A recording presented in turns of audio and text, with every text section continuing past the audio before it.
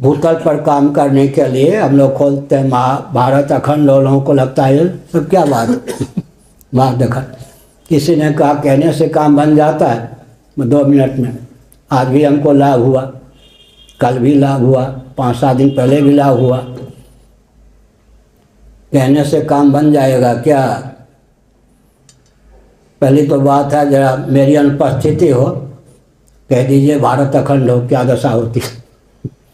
कह दीजिए गिने चुने वर्षों में पाकिस्तान भारत हो, बांग्लादेश भारत हो, चीन के पास खिसकी धरती भारत की धरती हो, मानसरोवर कैलाश भारत के तीर्थ हो, शक्ति समन्वित सामंजस्य के बल पर शीघ्र ही भारत अखंड हो।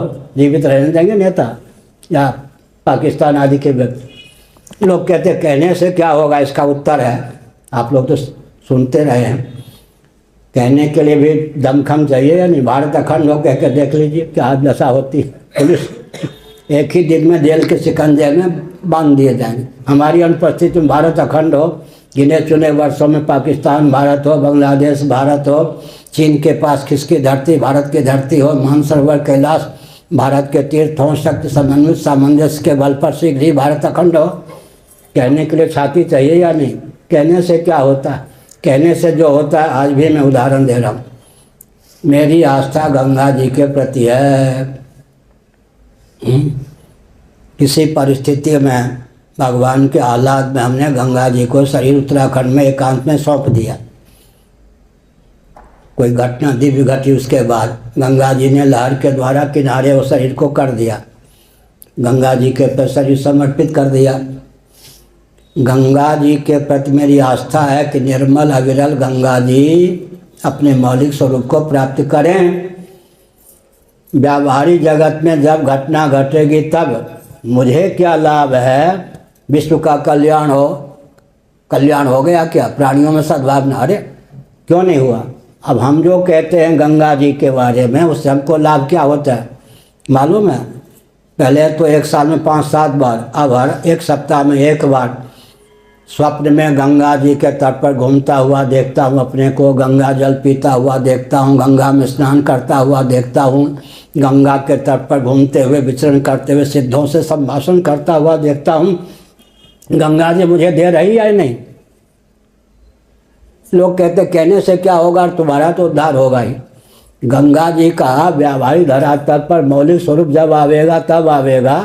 हमको उसके प्रति भी निराशा नहीं है, संभावना नहीं है, लेकिन हमको तो साल में 10-15 बार, अब तो प्रायः हर सप्ताह में 1 बार स्वयं को गंगा जी के तट पर घूमता हुआ देखता हूँ। अविरल निर्मल गंगा का ही धारा को देखता हूँ, सिद्धों के साथ विहार करता हुआ देखता हूँ। मुझे तो गंगा जी दे ही रही है ना, इसलिए क्या होगा? ये जो कहते हैं कहने वाले का तो कल्याण होगा ही।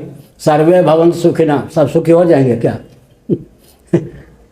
अविद्या काम कर्म के वशीभूत व्यक्ति दुखी भी रहेंगे, लेकिन सर्वे भवन्तु सुखिनः सर्वेषां मंगलम भूयात्, गरुड़ पुराण के अंतिम अध्याय का अंतिम श्लोक है यह। सर्वेषां मंगलम भूयात् सर्वे भवन्तु सुखिनः, गरुड़ पुराण के अंतिम अध्याय का अंतिम श्लोक है यह। सर्वे भवन्तु सुखिनः कहने वाला हृदय से वो तो सुखी रहेगा ही। स्वस्त्यस्तु विश्वस्य खलः प्रसीदताम, भागवत का 5वां स्कंध, उसका तो कल्याण होगा ही। गंगा निर्मल अविरल हो, ये मेरी भावना है, तो मुझे तो गंगा जी फल देती हैं। क्या आज भी मैं गंगा जी में खूब स्नान कर रहा था, गंगा जल का पान कर रहा था, सिद्धों के साथ गंगा के तट पर विहरण कर रहा था। इसलिए बाहर लोगों को असंभव भी लगे, अपना हृदय शुद्ध करके अच्छी जो भावना, अच्छे जो नारे हैं उनका कीर्तन करना चाहिए, उससे अपना कल्याण तो होता ही है। श्री राम जय राम, जय जय राम। धर्म की अधर्म का प्राणियों में, विश्व का, गौ माता की, गोहत्या, भारत हर हर। श्रीधर स्वामी ने विषय महिमा, विषय की महिमा से भगवान ही क्लेश के विषय बन जाएं तो अभी तारक बन जाते हैं। वल्लभाचार्य जी की प्रतिज्ञा है, श्रीधर स्वामी की नकल मत करो। कहीं किए बिना न रहा जाए तो शब्द बदल दो। श्रीधर स्वामी कहते हैं विषय की महिमा से तो कहेंगे प्रमेय बल, बात है कई। श्रीधर स्वामी से बचने का प्रयास करते करते भी वल्लभाचार्य जी जहाँ अनुकरण करने के लिए बाध्य होते हैं वहाँ शब्द तो बदल ही देते हैं। विषय के स्थान पर प्रमेय बल।